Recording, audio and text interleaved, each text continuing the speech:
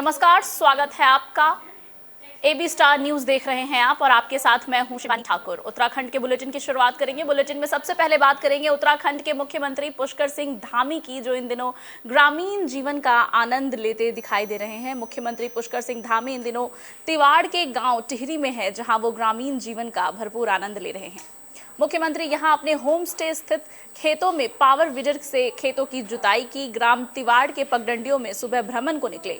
इस दौरान मुख्यमंत्री श्री धामी ने गांव में स्थित अलग अलग होम स्टे का निरीक्षण किया और ग्राम वासियों की सराहना की। लोगों से मिलकर उनका हालचाल जाना और उनकी समस्याओं को सुनकर जरूरी निर्देश भी दिए।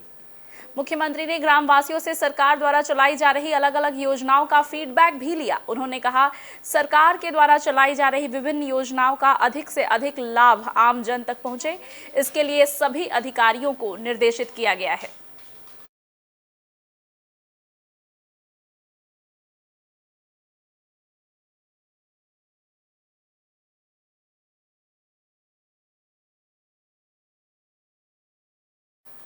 रुड़की के सिविल लाइन स्थित एक निजी होटल में बीजेपी ने प्रेस वार्ता का आयोजन किया। इस प्रेस वार्ता के जरिए लोगों को सरकार द्वारा चलाए जा रहे अलग अलग योजनाओं से अवगत कराना इस प्रेस वार्ता का मुख्य उद्देश्य था। पत्रकारों से बातचीत करते हुए भाजपा प्रदेश प्रवक्ता वीरेंद्र बिष्ट ने कहा कि मुख्यमंत्री पुष्कर सिंह धामी के नेतृत्व में प्रदेश के विकास और मजबूती के लिए किए जाने वाले कई कार्यों के बारे में बात कर रहे हैं और यहाँ उस कार्यक्रम के बारे में लोगों को बता रहे हैं। बीते दिनों प्रदेश के मुख्यमंत्री पुष्कर सिंह धामी ने जो निर्णय लिए, उसी को मीडिया के माध्यम से जनता तक पहुंचाने के लिए इस प्रेस कॉन्फ्रेंस का आयोजन किया गया था। प्रेस कॉन्फ्रेंस में उन्होंने कहा कि ये नकल विरोधी कानून बिल बेरोजगारों और मेहनती युवाओं के लिए मील का पत्थर साबित होगा। पिछले कुछ सालों से कुछ लोग पेपर लीक कर रहे थे और नौकरियों को पैसे में बेच रहे थे। अब इस कानून से ऐसे लोगों के खिलाफ सख्त कार्रवाई की जाएगी। मुख्यमंत्री धामी ने भ्रष्टाचार पर लगाम कसने का काम किया है। उन्होंने कहा कि कांग्रेस सरकार में कभी ऐसा कोई कानून नहीं बना और ना ही भ्रष्टाचार पर कोई लगाम कसी गई, लेकिन अब भर्ती घोटाले के नाम पर कांग्रेस तुच्छ राजनीति कर रही है और लगातार जांच और कार्रवाई हो रही है।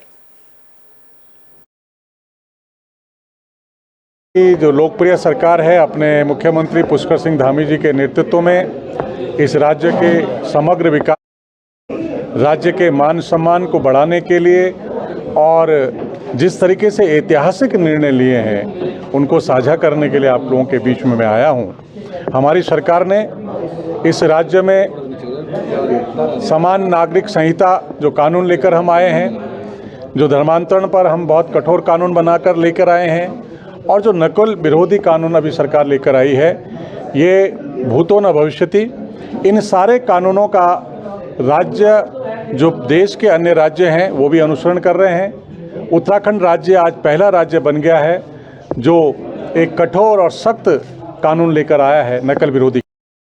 खंड में G20 सम्मेलन की बैठक के लिए तैयारियां जोरों शोरों से चल रही है। आपको बता दें कि G20 सम्मेलन के लिए रामनगर का चुनाव किया गया है और इसके लिए इस बैठक के लिए रामनगर में तैयारियां चल रही हैं। G20 के लिए उत्तराखंड के नोडल अधिकारी सचिव पंकज पांडे का कहना है कि मुख्यमंत्री के निर्देश हैं कि उत्तराखंड में ऋषिकेश और नरेंद्र नगर के अलावा कुमाऊं में भी एक सम्मेलन स्थल होना चाहिए, जिसमें केंद्र की ओर से अब रामनगर का चयन किया गया है। यहाँ 70 से ज्यादा वैज्ञानिक पूरे देश से भाग लेंगे।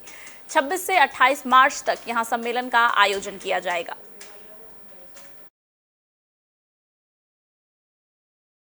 देखिए, G20 के दो महत्वपूर्ण बैठकें यहाँ प्रस्तावित थीं उत्तराखंड में। दोनों हम लोग नरेंद्र नगर में प्रस्तावित कर रहे थे। तो माननीय मुख्यमंत्री जी के ये निर्देश थे कि कुमाऊं में भी एक कार्यक्रम का आयोजन किया जाए, क्योंकि पूरी दुनिया से लोग उसमें आ रहे हैं। 20 कंट्रीज़ हैं, जो बड़े कंट्रीज हैं उनके लोग आएंगे और तमाम ऑर्गेनाइजेशन के लोग आते हैं। तो हमारे प्रदेश के दोनों तरफ अगर वो लोग आते हैं तो निश्चित रूप से प्रदेश को फ़ायदा होगा। तो उनके ही प्रयासों के क्रम में ये निर्धारण किया गया भारत सरकार के द्वारा कि एक चीफ साइंस एडवाइजर्स जो इन कंट्रीज़ के हैं उनका एक राउंड टेबल डिस्कशन और एक मीटिंग जो है रामनगर में प्रस्ताव।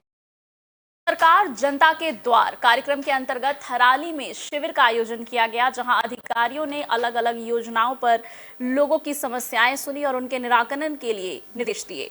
आपको बता दें कि सरकार जनता के द्वार कार्यक्रम के तहत चमोली जनपद के गांव में शिविर का आयोजन किया गया था, जिसमें मुख्य विकास अधिकारी ललित नारायण मिश्र ने जनता की समस्याएं सुन के उनके निराकरण के लिए अधिकारियों को निर्देश दिए। उत्तराखंड सरकार के द्वारा चलाई जा रही योजनाओं का लाभ जन जन तक पहुंच सके, इस उद्देश्य से इस शिविर में जिला स्तरीय विभागों के स्टॉल भी लगाए गए, जिसमें विद्युत समाधान शिविर, दिव्यांग शिविर, जिला सैनिक पुनर्वास शिविर के साथ ही कृषि संयंत्रों के स्टॉल भी शामिल थे। शिविर में कुल 106 शिकायतें दर्ज की गई, जिसमें से 76 शिकायतों का मौके पर ही निराकरण किया गया। बचे हुए लंबित शिकायतों के लिए मुख्य विकास अधिकारी ने संबंधित विभागों के अधिकारियों को निर्देशित किया है। जो कि सड़क एक बहुत मेजर इश्यू था, जो समय कम लगना था उससे समय ज़्यादा लगा अधिकारियों को यहाँ आने में, और सड़क को हमने प्रायोरिटी भी लिया है और ये हमारी प्रायोरिटी रहेगी, क्योंकि ये भविष्य में नंदा राजजात का रूट भी है, तो ये हमारी प्राथमिकताओं में रहेगी। ये जो हमें ये शिविर की जानकारी थी, 11 बजे से इसको शुरू होना था और अभी तक भी मुझे लगता है नहीं कि यहाँ पर सीओ साहब पहुँचे हैं और डेढ़ घंटे के आसपास समय हो चुका है और काफ़ी दूर से अधिकारी तो लगभग सब विभागों के पहुंच चुके हैं। अब सिर्फ सीओ साहब अभी नहीं पहुंचे हैं। इसका कारण भी है, लोग आए हैं और कब तक इस समस्या का समाधान होगा मुझे लगता नहीं कि इतने छोटे समय में क्या सुनेंगे और क्या इनकी समस्या का समाधान होगा। कितने दूर से लोग यहाँ पे मुझे लगता है कि हमारे जो क्षेत्र के लोग हैं, मंदोली न्याय पंचायत मंदोली से भी हैं, बहुत दूर से लोग आए, देवाल से लोग यहाँ पर पहुंचे हैं और कब लोगों की समस्याएं का निराकरण होगा, कब सुनेंगे, मुझे अभी तक तो यहाँ पर सीओ साहब नहीं पहुंचे हैं। देखते हैं क्या कुछ होता है अब आने वाले में जब सीओ साहब आएंगे। होली को लेकर घर जाने वाले उत्तर प्रदेश, बिहार, झारखंड और पश्चिम बंगाल के यात्रियों के लिए अच्छी खबर है। आपको बता दें कि भीषण जाड़े में कोहरे के मद्देनजर जो ट्रेन सेवाएं बंद कर दी गई थी, ऐसी 2 ट्रेनों की सेवाएं अब फिर से शुरू की जा रही है। कोहरे के मद्देनजर बंद की गई 2 ट्रेनों का संचालन अब फिर से शुरू हो रहा है, जिसमें देहरादून हावड़ा कुंभ एक्सप्रेस का संचालन 1 मार्च से होगा, वहीं देहरादून वाराणसी जनता एक्सप्रेस 2 मार्च से संचालित की जाएगी। स्टेशन अधीक्षक शशांक शर्मा ने बताया कि दोनों ट्रेनों का संचालन होने से पहले ही इन ट्रेनों में तमाम यात्रियों ने अपना आरक्षण भी करा लिया है और ट्रेनों में इस समय तमाम सीटें फुल हो गई हैं। वहीं उन्होंने बताया कि Dehradun Prayagraj link express, Dehradun Gorakhpur Rapti Ganga express, Dehradun Ujjain express, Dehradun Indore express और देहरादून हावड़ा उपासना एक्सप्रेस जैसी ट्रेन तमाम सीटों इन ट्रेन में फुल है। इसके अलावा उन्होंने बताया कि यात्रियों की संख्या बढ़ने पर भी अतिरिक्त कोच लगाए जा सकते हैं। आपको बता दें कि फिलहाल देहरादून रेलवे स्टेशन के बीच 18 कोच की ट्रेनों को रवाना किया जाता है। क्या बढ़ती हुई दिखती है, ऐसी स्थिति में अतिरिक्त कोच लगाए जा सकते हैं। उसके लिए हमें जो है मंडल कार्यालय से जैसे ही आदेश प्राप्त होंगे, हम उसमें यात्रियों की गाड़ियों अतिरिक्त कोचों को जो है यात्रियों उसमें जोड़ दिए जाएंगे गाड़ियों में। अगर यात्रियों की संख्या बढ़ती हुई दिखती है, एक शर्मनाक घटना सामने आई है। आपको बता दें कि एक नाबालिग बच्चे से गांव के ही एक अधेड़ उम्र के व्यक्ति ने बलात्कार के शर्मनाक घटना को अंजाम दिया। गांव में 12वीं कक्षा में अध्ययनरत छात्रा के साथ गांव के ही एक व्यक्ति ने इस शर्मनाक घटना को अंजाम दिया है। इस मामले में दर्ज मुकदमे में सतपुली पुलिस ने 24 घंटे के अंदर आरोपी को गिरफ्तार कर लिया है। तहसील सतपुली में पीड़ित की तहरीर पर राजस्व पुलिस ने पॉक्सो एक्ट में मामला दर्ज किया था, जिसके बाद शुक्रवार को मामला रेगुलर पुलिस को हस्तांतरित किया गया, जिसके बाद एसएसपी पौड़ी श्वेता चौबे ने थाना अध्यक्ष सतपुली के नेतृत्व में टीम गठन कर तुरंत गिरफ्तारी के निर्देश दिए। सीओ प्रेम लाल टामटा ने बताया कि पुलिस टीम ने आरोपी रंजीत सिंह को शुक्रवार देर रात संगला कोठी रीठाखाल रोड से गिरफ्तार किया है।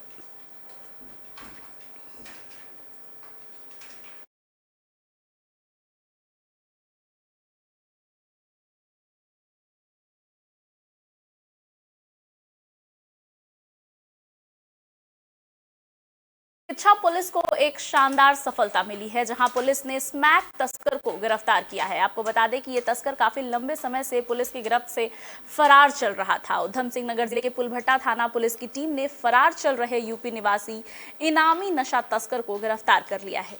लंबे समय से फरार चल रहे तस्कर को पुलिस ने यूपी के बदायूं से गिरफ्तार करने में बड़ी सफलता हासिल की है। जानकारी के अनुसार पुलभट्टा थाना अध्यक्ष कमलेश भट्ट के नेतृत्व में पुलिस टीम ने 27 नवंबर 2022 को उत्तराखंड यूपी बॉर्डर से राकेश नाम के एक युवक को 5 लाख रुपए की कीमत की 139 ग्राम स्मैक के साथ गिरफ्तार किया था। मुकदमा दर्ज होने के बाद से अल्लाह नूर लगातार फरार चल रहा था और अपनी पहचान छुपाने, जगह बार बार बदलने के चलते पुलिस की गिरफ्त में नहीं आ रहा था। अब पुलिस की टीम ने सर्विलांस की मदद से 15,000 के इनामी तस्कर अल्लाह नूर को उसके घर से गिरफ्तार कर लिया है और गिरफ्तारी के बाद आरोपी को लेकर पुलिस टीम उत्तराखंड आ गई। फिलहाल पुलिस ने आरोपी अल्लाह नूर के खिलाफ मुकदमा दर्ज करते हुए कार्रवाई शुरू कर दी है। 22 को एक अभियुक्त राकेश को स्मैक के साथ गिरफ्तार किया गया था। उसके एक साथी उसका भाग गया था, जो उसके प्रकाश में विवेचना में प्रकाश में अल्लाह नूर जो बदायूं मूसा झाग का उसमें प्रकाश में आया था, उसको कल उसके गिरफ्तार किया गया है। उसको काफ़ी दिनों से तलाश की जा रही थी। वो अलग अलग जगह नाम बदल के और भेष बदल के भी रह रहा था। उस पर 15,000 का इनाम घोषित किया गया था। ये NDPS और नशे के खिलाफ गिरफ्तारी की गई है। अभी तक पुलवट्टा पुलिस द्वारा 7 इनामी अपराधियों को गिरफ्तार कर लिया गया है और नशे के कारोबारियों के विरुद्ध इसी तरीके से कार्रवाई की जाएगी। 27/11 काशी से सड़क दुर्घटना की एक खबर सामने आई है, जहां एक कार एक्सीडेंट में एक पिता और पुत्र कार एक्सीडेंट के शिकार हो गए। वहीं पिता की मौत हो गई जबकि पुत्र घायल है। उत्तरकाशी जनपद से सड़क दुर्घटना का ये मामला सामने आया, जिसमें युवक की मौत हो गई। जानकारी के मुताबिक चिल्याली सोंड मनी मोटर मार्ग के उडारी गार्ड के पास अचानक कार दुर्घटनाग्रस्त होकर सड़क से 100 मीटर नीचे गहरी खाई में गिर गई, जिसमें खुशीराम की मौके पर ही दर्दनाक मौत हो गई और उनका बेटा नैतिक घायल हो गया। घायल नैतिक को ग्रामीण और प्रशासन की मदद से 108 के माध्यम से अति प्राथमिक स्वास्थ्य केंद्र बलडोगी पहुंचाया गया। प्राथमिक उपचार के बाद नैतिक को सामुदायिक स्वास्थ्य चिल्याली सौड़ रेफर किया गया। दुर्घटना की सूचना चिल्याली सौड़ तहसीलदार रमेश चौहान ने दी। चिल्याली सौड़ तहसीलदार रमेश चौहान ने इस दुर्घटना की जानकारी दी।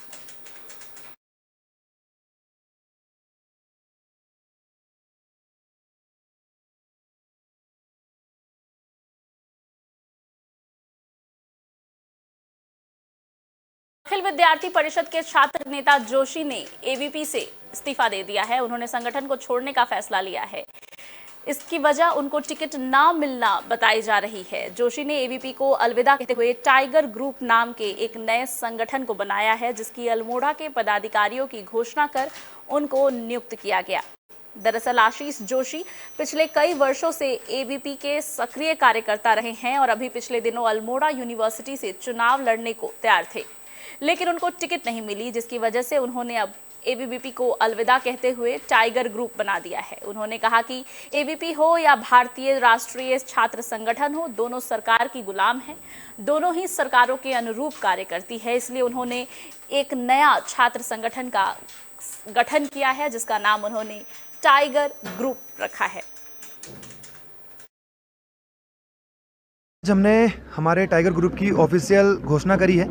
जैसा कि हम लोग देख रहे हैं कि जब हमारे प्रदेश में अलग अलग तरह की सरकारें रहती हैं तो उनके जो भी युवा विंग हैं वह अपनी सरकारों के गुलाम हो जाते हैं, और जो युवा है वह गुलामी मुझे तो लगता है बिल्कुल उसे बर्दाश्त नहीं की जानी चाहिए। चाहे एबीवीपी हो चाहे एनएसयूआई हो, दोनों ही अपनी सरकारों की पिछलग्गू तरीके से अपना काम करती हैं। इतना बड़ा अभी आपने देखा कि युवाओं के ऊपर लाठीचार्ज हुआ, लेकिन एबीवीपी के द्वारा कोई भी विरोध प्रदर्शन नहीं किया गया। और ठीक उसी तरह जब प्रदेश में कांग्रेस की सरकार होती है तो उस समय जब पुराने आपको अगर मुद्दे कोई मैं बताऊं, जब स्कूलों के निजीकरण की बात हुई या और भी कई सारे घोटाले हुए, तब एनएसयूआई बात नहीं करती थी। तो दोनों ही सरकारें अपने अपने चश्मे से केवल अपने ही उसको ठीक ठहराती हैं और हम दोनों को ही गलत कहते हैं, चाहे एबीवीपी हो चाहे एनएसयूआई हो। उल्लासनगर में एक स्टोन क्रैशर के कंट्रोल रूम को सीज कर दिया गया। आपको बता दें कि इसका संचालन तमाम नियमों को ताक पर रखकर लंबे समय से किया जा रहा था, जिसकी वजह से अब इसे सीज कर दिया गया है। विकास नगर अंतर्गत बालूवाला गांव शीतला नदी के किनारे संचालित किए जा रहे स्टोन क्रैशर को आखिरकार हरित न्याय प्राधिकरण के हस्तक्षेप के बाद प्रशासन की मौजूदगी में सीज कर दिया गया।